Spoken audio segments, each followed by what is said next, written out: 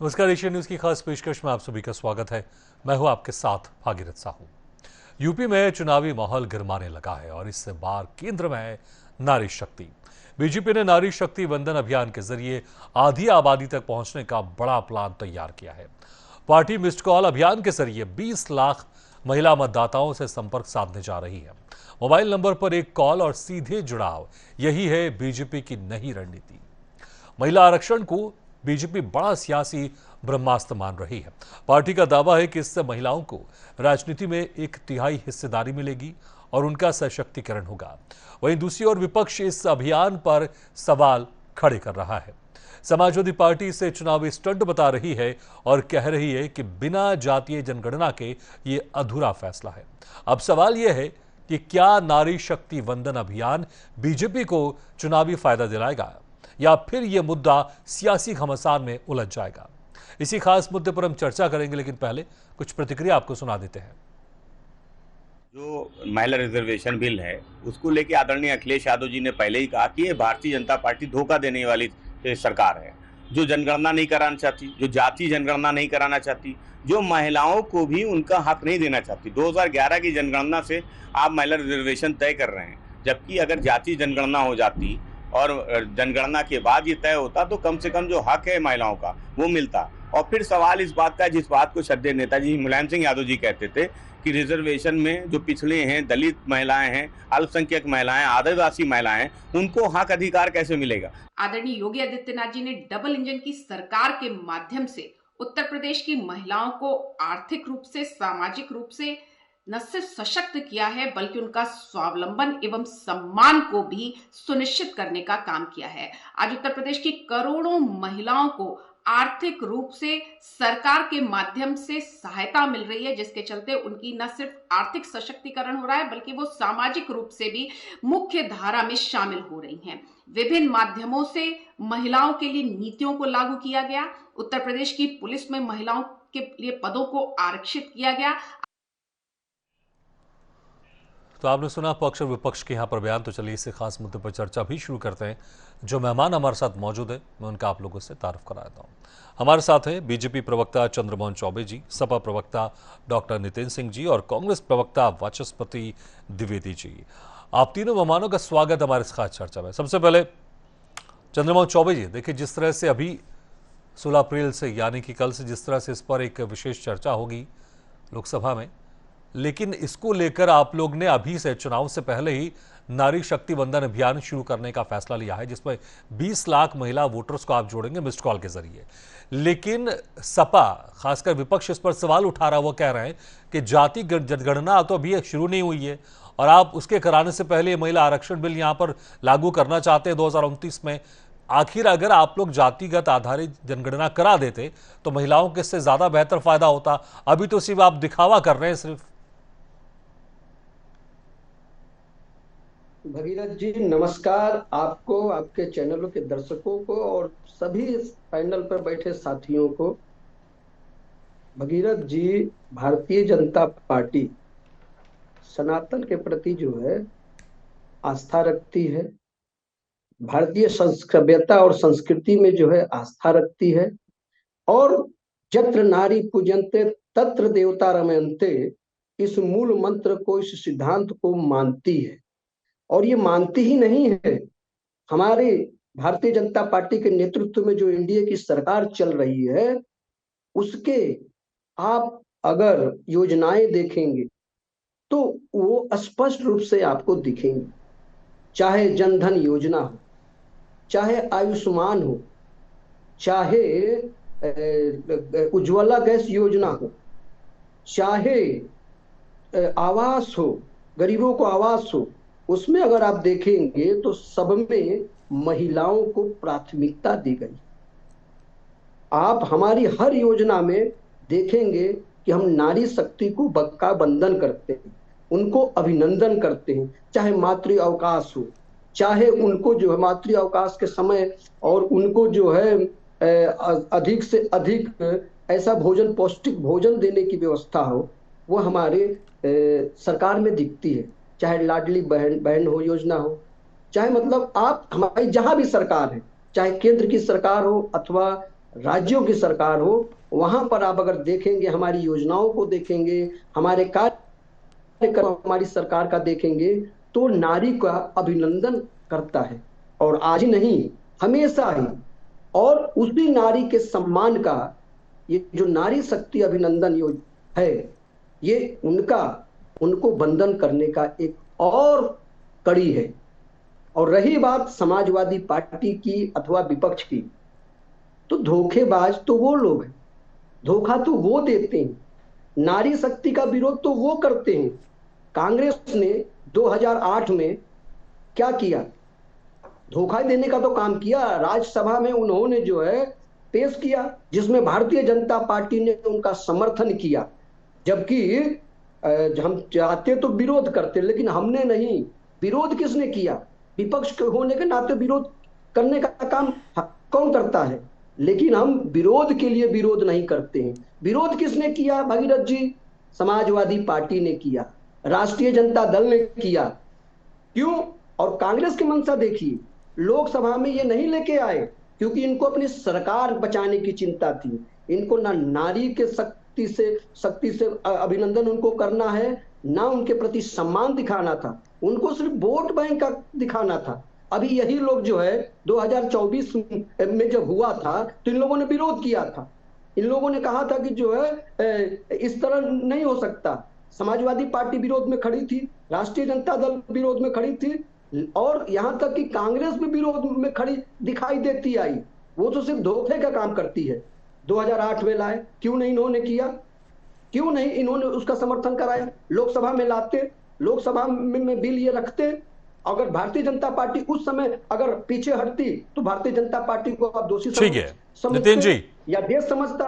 BJP के प्रवक्ता कह रहे हैं, चंद्रमोहन जी कह रहे हैं कि भाई 2008 में भी आपने विरोध किया था और अब 2026 में भी आप विरोध कर रहे हैं, और फिर आप कहते हैं कि महिलाओं का सम्मान नहीं करती बीजेपी। धन्यवाद भागीरथ जी। भारतीय जनता पार्टी इस काम के लिए फेमस है कि नाम बड़े और दर्शन थोड़े। भारतीय जनता पार्टी बातें बहुत बढ़िया बढ़िया कर लेती, नाम बड़े अच्छे अच्छे ले आती, कभी बीवी ग्राम जी, तो कभी नारी शक्ति बंधन। इसमें नारी शक्ति का कौन सा बंधन कर रहे हैं? किस तरीके से ये बेवकूफ बनाते हैं। ये सितंबर 2023 में नई लोकसभा का उद्घाटन हुआ था, सबसे पहला बिल लाया गया था, यही बिल तो था नारी शक्ति बंधन अधिनियम। क्या कहा गया था कि हम करेंगे, और इतना लंबा शब्दवार दिखा दिया गया था दूर तक कि हम नहीं, पहले जनगणना कराएंगे, फिर परिसीमन करेंगे, फिर भी लोकसभा विधानसभा की सीटें बढ़ाएंगे, और उसके बाद उस पर 33% का महिलाओं को आरक्षण देंगे। ठीक है, आज फिर चुनाव आ गया है। अभी इसमें क्या नया क्या लेके आ रहे हो कि आप इस पर चर्चा करा रहे हो? सिर्फ ये महिलाओं को भावुक करके, उनको इमोशनल ब्लैकमेलिंग करके आप इस बात को लेकर के फिर वही सब्जेबाग दिखाने जा रहे हैं जो पिछले लोकसभा के पहले 2024 के पहले गए थे कि हम नारी शक्ति। लेकिन नितिन जी अभी लोकसभा का चुनाव होने में तो समय है ना, 2029 में तो अभी समय है। भागीरथ जी बिल्कुल भागीरथ जी, हमारे भी अब चंद्रमोहन जी ने बहुत लंबी बात की, तो जरा जवाब दो। अब इस पे लेके चले गए कहां तक कि हम उनको ये दे रहे हैं, वो दे रहे हैं, खाना दे रहे हैं, राशन दे रहे हैं, वो सब। अरे हम लोग भी तो क्या, हम लोग कौन सा, हमने तो कन्या विद्याधन योजना चलाई थी, इंटर पास छात्रा को आगे पढ़ाई की व्यवस्था की थी, हमने उसको लैपटॉप दिया था, शैक्षिक योग्यताओं से जोड़ा, स्मार्टफोन। क्यों हम लोगों ने समाजवादी पेंशन योजना लागू की, तो 50,000 महिलाओं को हम लोग दे ही रहे थे उस समय की योजना। तो ये तो सभी लोग करते ही हैं। इसमें गाना डिडोरा पीटा बंधन कर रहे हैं, अभिनंदन कर रहे हैं। ये बंधन अभिनंदन क्या है? कोई भीख थोड़ी ना दे रहे हो आप, ये उनके हक की बात है। समाजवादी पार्टी जो उस बात को मांग कर रही, जो हम लोग लगातार तब 2008 में जो मांग की, वो मांग आज भी हमारी अपनी जगह पे खड़ी है कि जो 33% महिला आरक्षण, महिलाओं में भी पिछड़े और दलित महिलाओं की भागीदारी सुनिश्चित की जाए। जो 27% आरक्षण है वो पिछड़ों को, 21% दलितों को, वो आरक्षण उस महिलाओं में शामिल किया जाए। इसमें कौन सी गलत मांग है? जो ये तो संवैधानिक व्यवस्था है, जो संविधान ने हमको अधिकार दिए हैं वो उन महिलाओं को मिलने चाहिए। इसमें कौन सी नहीं है? भारतीय जनता पार्टी हमेशा पिछड़ा दलित विरोधी रही है, आज भी वही। और इसको कैसे आप दे लोगे? 29 में जब आप पहले 32 की बात करते चले आ रहे हो, नए परिसीमन की बात कर रहे होते, नए परिसीमन के सीटें बढ़ाने की बात कर रहे थे, तो उसके लिए जनगणना जरूरी है। तो आप पहले जनगणना कराइए और जनगणना करा करके दूध का दूध पानी का पानी कर दीजिए, उसके बाद उनकी भागीदारी करा दीजिए। आप उनकी भागीदारी मार लेना चाहते हैं, उनके साथ छलावा करना चाहते हैं, धोखा करना चाहते हैं देश की तमाम पिछड़ी दलित अल्पसंख्यक महिलाओं के साथ। और ये भारतीय जनता पार्टी का पुराना खेल। बात कर रहे हैं नारी शक्ति बंधन की, बंधन नहीं कर रहे हो आप, उनके साथ धोखाधड़ी कर रहे हो, छलावा कर रहे हो। आपको पहले जनगणना करानी चाहिए। आप अभी एसआईआर करा के आए हैं, तमाम सारे कॉलम थे, आप जनगणना क्यों नहीं कराते?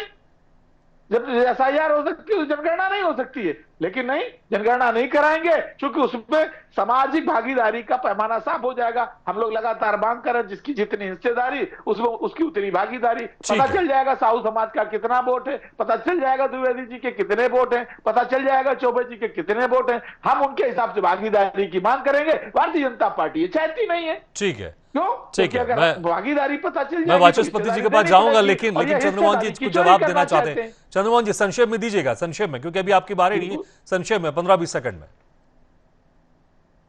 देखिए भगीरथ जी, समाजवादी पार्टी का चेहरा ही है जातवादी।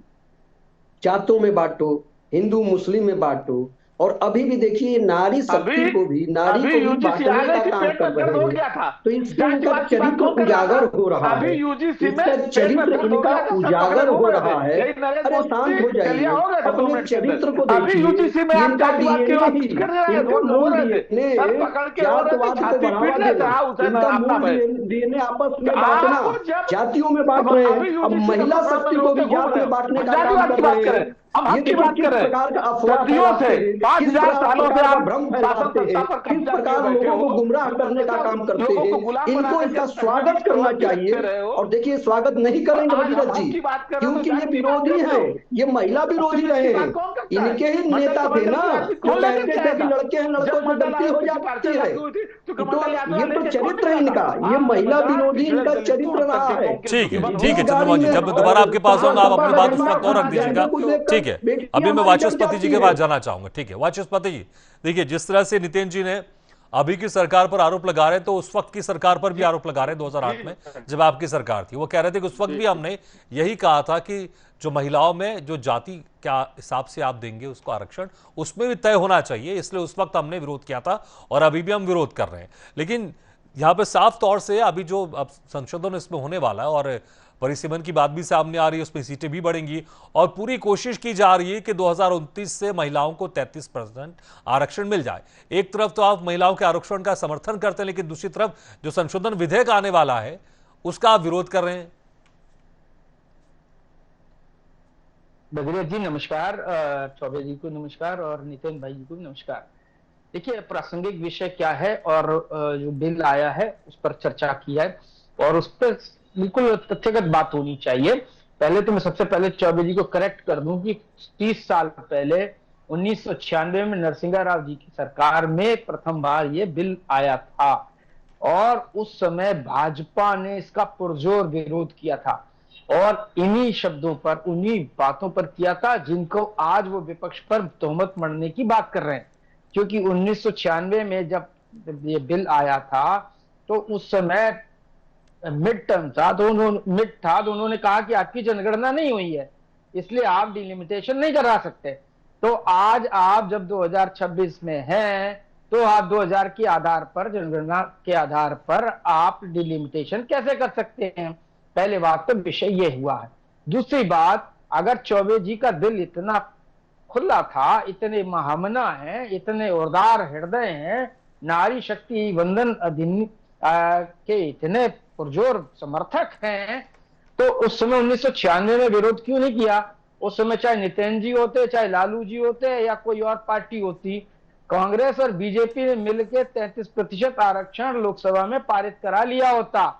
लेकिन आप भी तब शाना बशाना थे इन्हीं लालू जी के साथ और इनके साथ। आज आप बात कर रहे हैं, किस मुंह से बात कर रहे हैं? आपको बात करने का किसने अधिकार दे दिया? इतना झूठ और फरेब की बात आप करते हैं।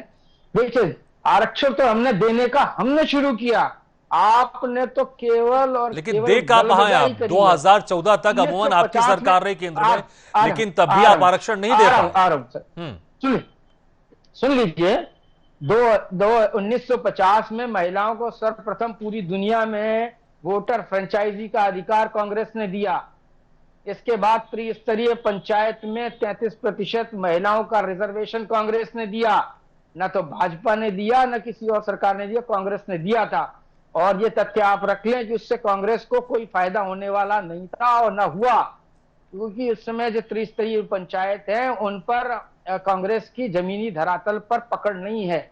चाहे हिंदी भाषी किसी क्षेत्र में आप देख लीजिए, तो वो हमने अपनी सियासत को देख के नहीं किया था। हमने महिलाओं को उचित रिप्रेजेंटेशन मिले, उनको अधिकार मिले, उसके लिए 33% आरक्षण लागू किया था। और वो पंचायत पर ही नहीं और जगह भी, नगरीय पंचायत में भी कायम रहा। लेकिन अगर अब ये जो अधिनियम आप लाए हैं उस पर हम थोड़ा सा चर्चा कर लें। ये कह रहे हैं कि हम 33% आरक्षण लाना चाहते हैं।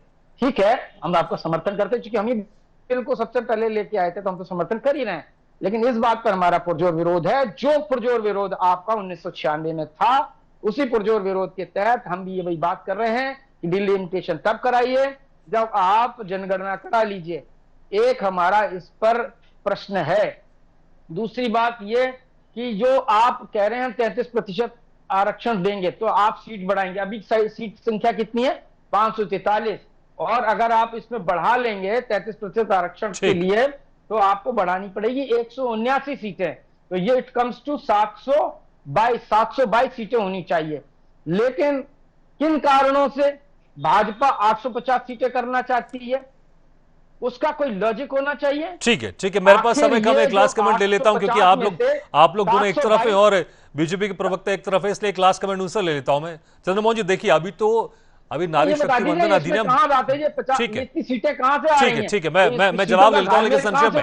ठीक है, देखिए चंद्रमोहन जी, 2023 में ये विधेयक पास हुआ, लेकिन 2029 में लागू करने की बात की जा रही है। लेकिन यूपी की अगर बात कर लें तो नारी शक्ति वंदन अधिनियम अभियान आप लोग शुरू कर रहे हैं, जिसमें 20 लाख महिलाओं को आप जोड़ेंगे, क्योंकि लागू तो 2029 होगा। लेकिन क्या बीजेपी चुनाव से पहले इसका लाभ उठाने की कोशिश कर रही है नारी शक्ति वंदन अभियान के तहत? संक्षेप में सिर्फ। भगीरथ जी, भारतवर्ष ऐसा है जहां हर 6 महीने या साल भर में चुनाव होता ही है। तो क्या चुनाव है इसलिए कोई काम नहीं होगा? ये कितना बड़ा काम होने वाला है। नारी शक्ति को कितना बड़ा उनको जो है वंदन, अभिनंदन उनका होने वाला है, कितना उनको सम्मान मिलेगा। ये शायद समाजवादी पार्टी जो महिला विरोधी पार्टी है, और कांग्रेस जो हमेशा आंखों में धूल झोंकने पांडे से सम्मान करवा रही है, अभी ब्रजभूषण से सम्मान करवा रही थी, 2004 से 2014 तक इनकी सरकार थी, तब इनके अंदर ये भाव क्यों नहीं जागृत हुआ? चलिए, मुझे लगता है कि इस पर बहस चलती रहेगी, लेकिन देखना होगा, क्योंकि हर पार्टी नारी के सम्मान की बात करती है, लेकिन इस पर सियासी घमासान भी मचा हुआ। बहुत बहुत शुक्रिया आप तीनों मेहमानों का, चंद्रमोहन जी, डॉक्टर नितिन जी और वाचस्पति जी, शुक्रिया हमारे खास चर्चा में शामिल होने के लिए। तो जिस तरह से महज 1 साल से भी कम समय का वक्त बचा है जहां पर यूपी में विधानसभा चुनाव होने वाले, उसके पहले 20 लाख महिलाओं को जोड़ना मिस्ड कॉल के जरिए नारी शक्ति वंदन अभियान के तहत, देखना होगा इसका असर कितना होगा, इससे कितना बीजेपी को फायदा होगा और किस तरह से सियासी घमासान मचेगा। इसी के साथ हमारी खास पेशकश में फिलहाल इतना ही, लेकिन खबरों का सिलसिला लगातार जारी, आप देखते रहिए एशियन न्यूज।